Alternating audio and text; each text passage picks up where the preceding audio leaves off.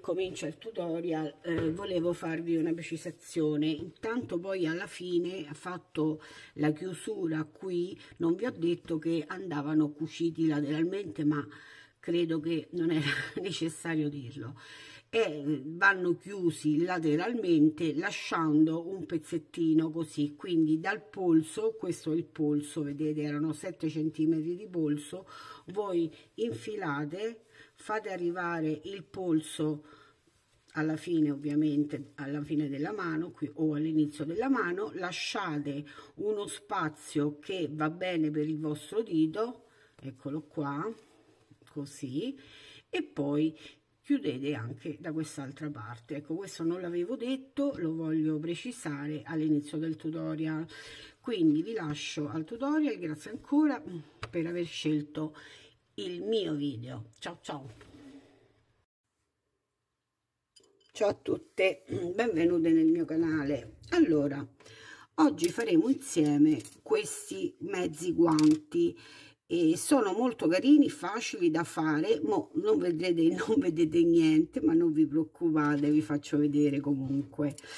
Purtroppo io ho questa lana, non è una lana, è come si dice, tipo velluto, molto carino, e quindi mi dispiaceva non utilizzarla, però insieme a voi vedremo come fare. Allora, intanto dovete prendere le misure del vostro polso. Questo qui misura 18 cm, tutto in circolare. Sto lavorando con i ferri io 2,5, ma vedrete che con le misure in centimetri potrete lavorare con qualsiasi lana che avete a casa e soprattutto con qualsiasi tipo di ferro, insomma. L'importante è prendere le misure.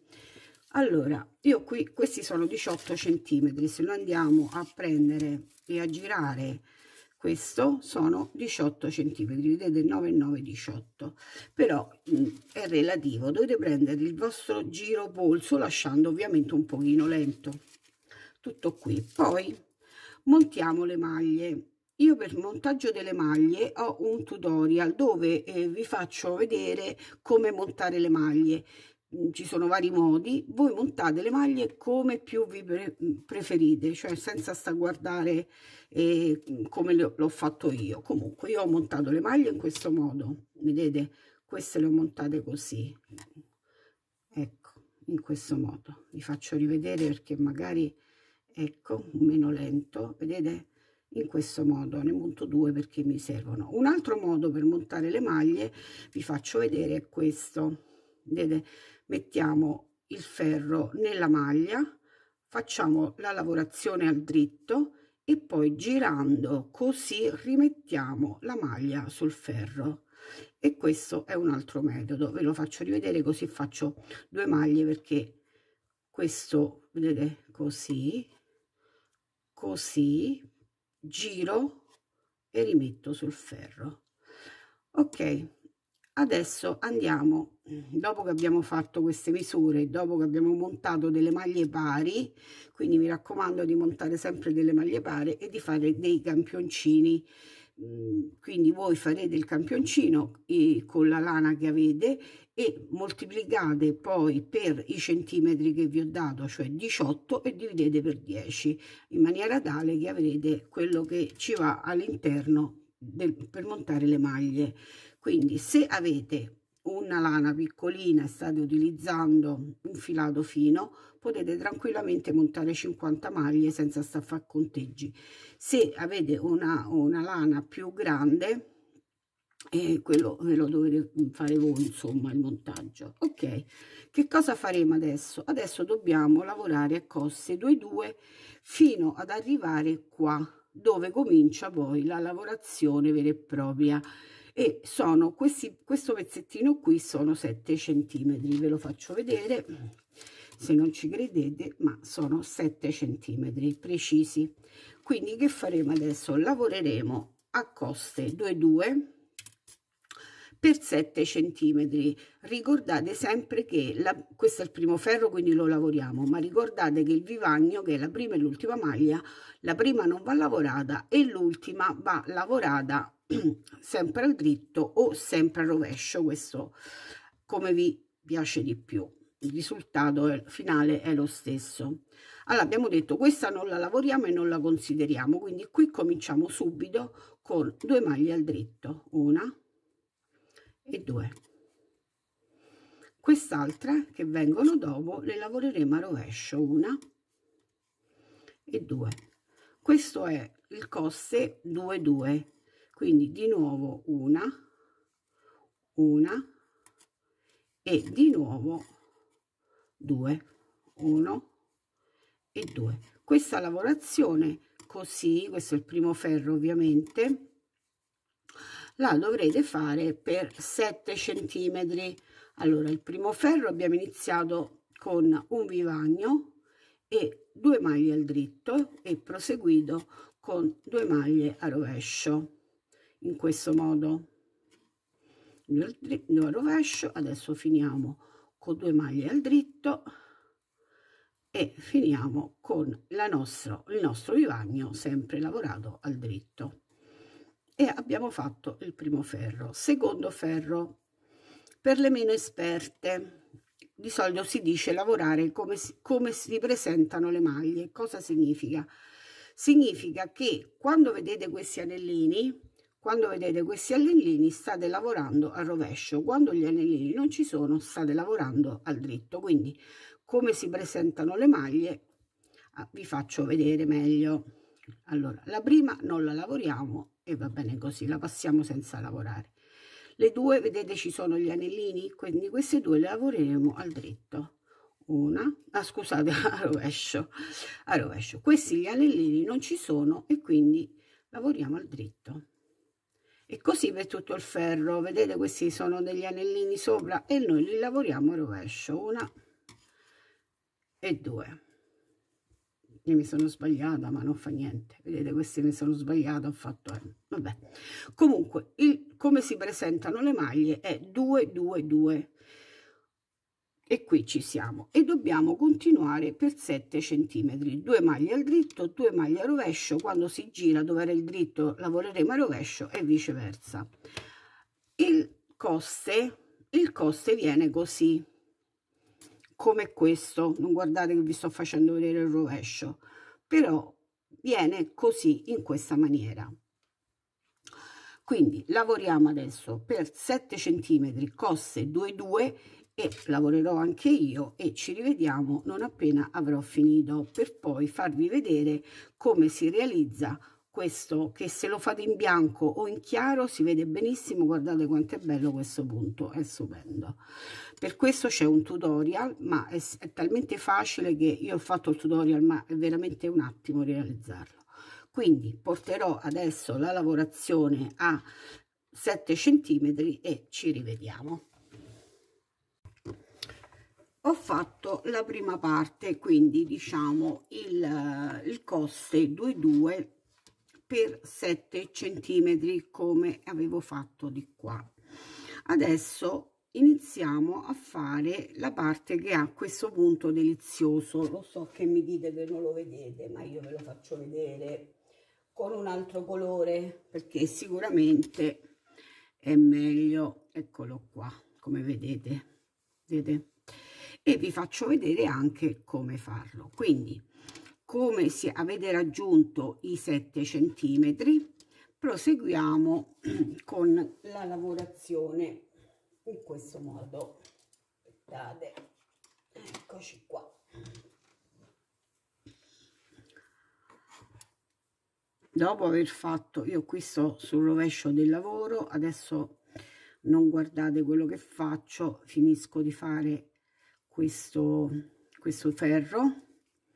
Intanto possiamo parlare e ci possiamo raccontare un po' di cose. Allora, questo guantino lo sto facendo per una mia cara amica, alla quale avevo fatto per il suo compleanno i guanti, quelli tutti colorati ad uncinetto, ma la nuora gliel'ha presi, e quindi per non fare un tutorial uguale, perché insomma non mi sembra il caso, ho pensato di fare questo nuovo paio di guantini, anche perché avevo questa deliziosa questo delizioso filato e proprio sembra un velluto, e quindi farò così. Intanto sto facendo anche un maglione a mia nipote, molto facile anche quello, sempre ai ferri, questa volta con i ferri circolari, impareremo qualche tecnica in più. E vorrei mettere anche un po', qualche giro di questo filato qua, magari messo triplo, in maniera, perché è un golf sportivo, e quindi mi sono distratta, ecco, ok,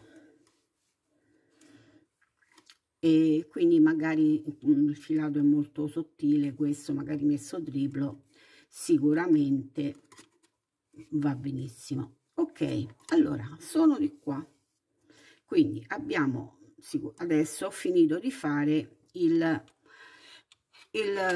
cosse 2-2. Mia madre lo chiamava cannolè, non lo so perché si chiamava così. Allora iniziamo. La prima maglia la passiamo tranquillamente senza lavorarla, come di solito facciamo per il vivagno. Invece di lavorare la prima maglia, andiamo a prendere la seconda in questo modo, vedete, è come se dovessimo lavorarla. Quindi mettiamo il ferro da questa parte, lo facciamo uscire proprio al centro delle due maglie e la lavoriamo al dritto, ma non lasciamo cadere le due maglie, bensì andiamo adesso a lavorare la prima maglia sempre al dritto e poi le facciamo cadere. Ora andiamo a lavorare queste due maglie rovescio, una e due, e ripetiamo la stessa lavorazione. Quindi la seconda maglia in questo modo la lavoriamo al dritto, tiriamo un pochino in maniera tale da poter rientrare con il ferro davanti alla prima maglia, in questo modo poi cade e facciamo i due a rovescio.